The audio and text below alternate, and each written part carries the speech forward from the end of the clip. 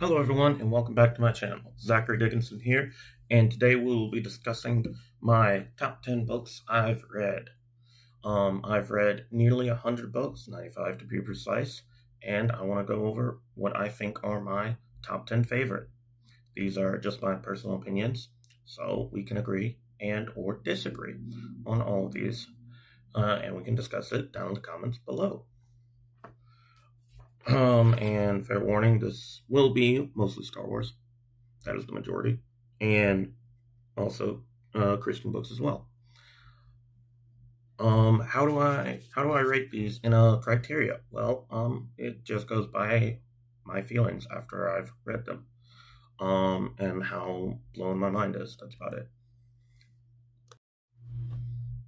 So for number 10, we have a book from the Star Wars High Republic, Phase One. It is one of the core ones of the whole series of the Phase. It is the Fallen Star. All throughout the Phase One, the Jedi and Republic have been trying to get the Starlight Beacon to help with the Outer Rim, and they finally get it up. But then the Nihil have something to do with it, and we go throughout this entire book about the Nihil constantly not liking the Republic or any of the Jedi for making this big accomplishment. And so we go through this whole book of the Nihil's quest to possibly destroy the Starlight Beacon. Number 9 is the last book in the Lorien Legacies series, which I covered this past Saturday. Link in description if you want to check it out. It is United as One. It is the conclusion to the 7-book series of Lorien Legacies. And it is a wonderful conclusion with a few twists and turns that have yet to be unfolded in the series. I'm trying to do as much spoiler free as possible, but it's the epic conclusion to the whole series with 4, 7, Sam, Sarah, Adam, and everyone else that's been involved in the series, including the final confrontation with Satricus Ra. I am definitely butchering that. And that is number 9. Number 8 in my top 10 favorite books so far, after almost reading 100, is The Fate of 10, which is the second to last book in the series of Lorien Legacies. It continues with the Mogadorian invasion and how others in the world are suddenly getting powers in Earth. And as they are developing power, suddenly the U.S. military is allowing or wanting their help because the U.S. president's daughter is one of the power people. Why? And this one, and it's at number 8 because it's one of the best books of the series.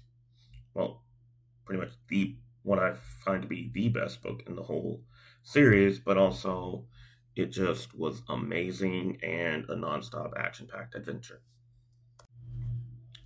All right, number 7 in my top 10 books is The Case for Miracles, a book by Lee Strobel. He's done a few other books in the Case for series, and this one is proving that miracles do in fact exist. And this is just another groundbreaking and great book by Lee Strobel that I read mostly last year. I really got deep into his books and the way he writes. Most of his books, he does interviews with respective people in certain areas to help prove his theories or help disprove certain beliefs or questions that people generally think about these topics. And The Case for Miracles book was amazing, and I absolutely loved it. All right, so next up we have The Golden Academy by Eric Bowden. I heard about this book because Eric Bowden has a YouTube channel, Eric Bowden Books, and this is his debut novel.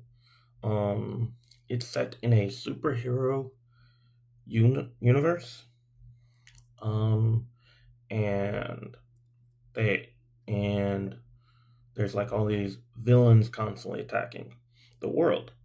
Um, and everyone wants to be a Golden, which is the heroes. And it's his debut novel, and it was very caught me by surprise by how good it was and how easy to read it was. It does come in under 300 pages, which is a bit shorter than what I normally read.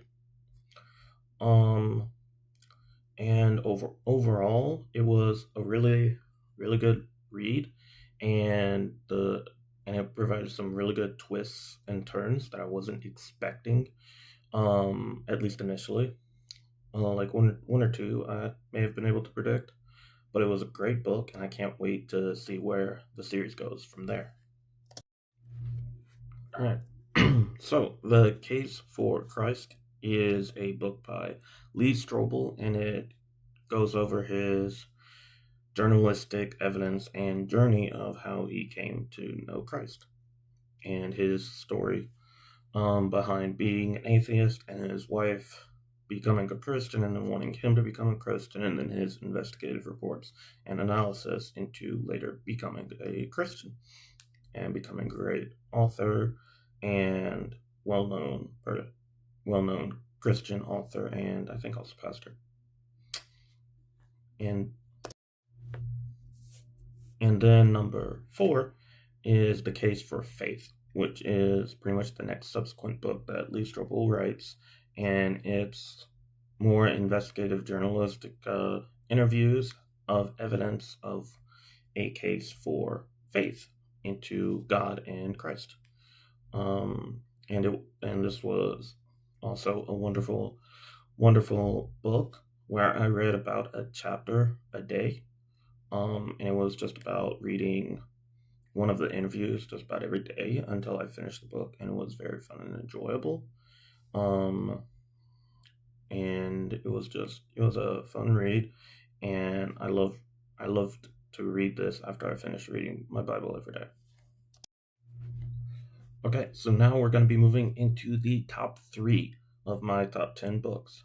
Number 3, Destin's Tablets of Truth by David Barco is the third book of what will be a 4-book series of the Destins.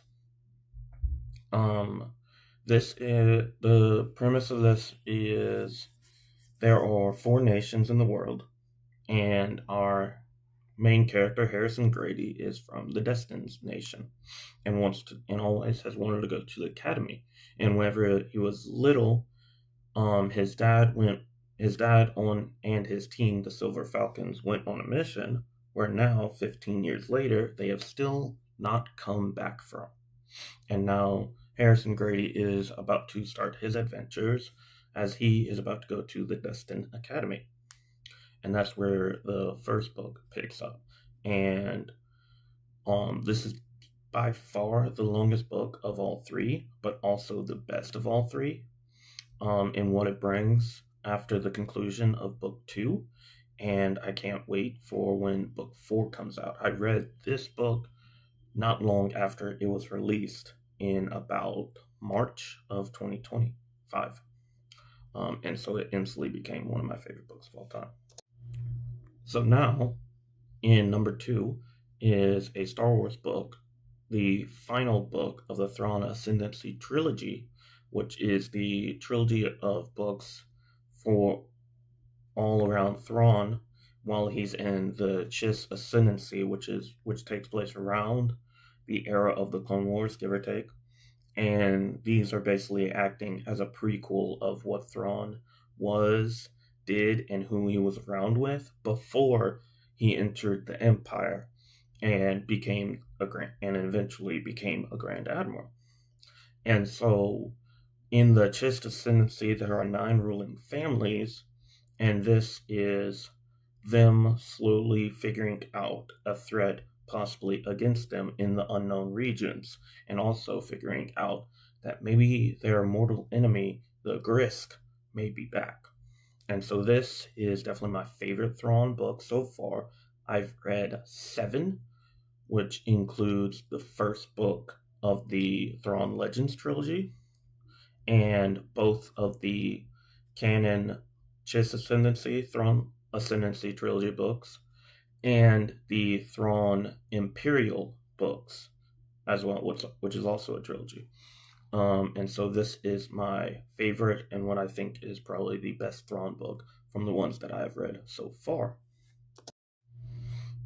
Okay, and to finish off the top 10 is number 1, which is another Star Wars book, Star Wars Lost Stars. It is also by Claudia Gray. It is imagine Star Wars and all the events that happened in the original trilogy with Luke, Leia, Han, Chewie, Darth Vader, Tarkin, Palpatine, and all that. And imagine if we're in the perspective of two people from an unknown world and planet that go through their journey of Empire versus Alliance and how they go about it. It's kind of like if the original trilogy focused on Luke and if he had a friend that joined the Empire instead of him going to the rebellion, or he was in the rebellion and he had a friend in the no, if he was in the Empire and he had a friend who stayed in the Empire while he went through the rebellion course, and they kind of like slowly and inevitably came to a head at the end. And that's basically the book. And so it goes through the entirety of the events of the original trilogy, but going through the perspective of these two characters, going on two opposite ends of the same exact time. And so those are my top 10 books of the 96 books I've read so far. And I will hopefully do this about every year. And of course, the list will change dramatically every year.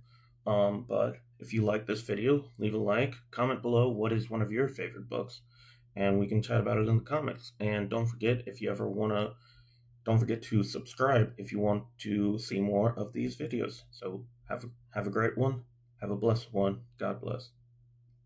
Later.